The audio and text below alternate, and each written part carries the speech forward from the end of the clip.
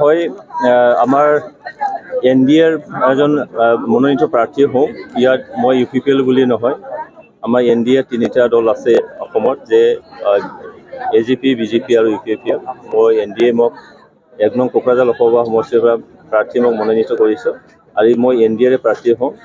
আৰু উদ্দেশ্যটো হ'ল কি, যে আমাৰ নৰেন্দ্ৰ মোদী ডাঙৰীয়া ভাৰতবৰ্ষৰ আত্মসন্মানটো বিশ্ব দৰবাৰত তেখেতে স্থাপন কৰিছে আৰু ভাৰতক বিশ্বগুৰু বনাবলৈ তেখেতে এটা সিদ্ধান্ত লৈছে।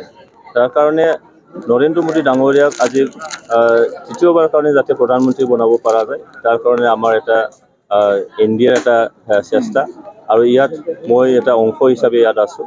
মই আশা ৰাখিছোঁ যে আমাৰ অংশীদাৰী দল হিচাপে NDAৰ আমাৰ দল হিচাপে কোকৰাঝাৰ লোকসভা সমষ্টিটো সুকলমে পাৰ কৰাব পাৰি। মূল ইস্যু কি হ'ব আপোনাৰ? আমাৰ এই অঞ্চলৰ শান্তি আনিছে, শান্তি আনিব লাগে। আমাৰ মাজত দাদা ভাই বা তেনেকৈ ভাতৃত্ববোধটো বজাই ৰাখিব লাগে।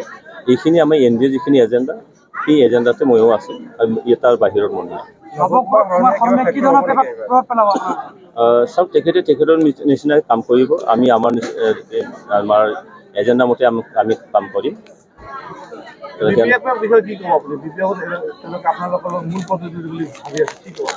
চাওক, আজিৰ তাৰিখত NDA হিচাপে আমি মজবুত হিচাপে আছোঁ।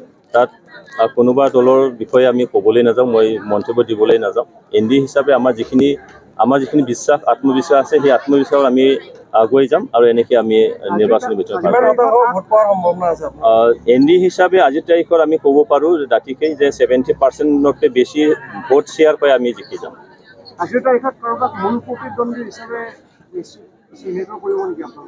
চাওক, আমাৰ NDA হিচাপে আমি গোটেই অসমত 14টা আমাৰ লোকসভা সমষ্টি, তাৰে মাজত কোকৰাঝাৰ এটা, আৰু কোকৰাঝাৰটো আমাৰ জিকাৰ কিবাতে আছে। সেইকাৰণে প্ৰতিদ্বন্দ্বী হোৱাৰ তেনেকৈ মই নাভাবোঁ যে NDA হিচাপে আমাৰ জিকাৰ ভোটতে আছে, আমি সেইটো ভালকৈ জিকি যাম।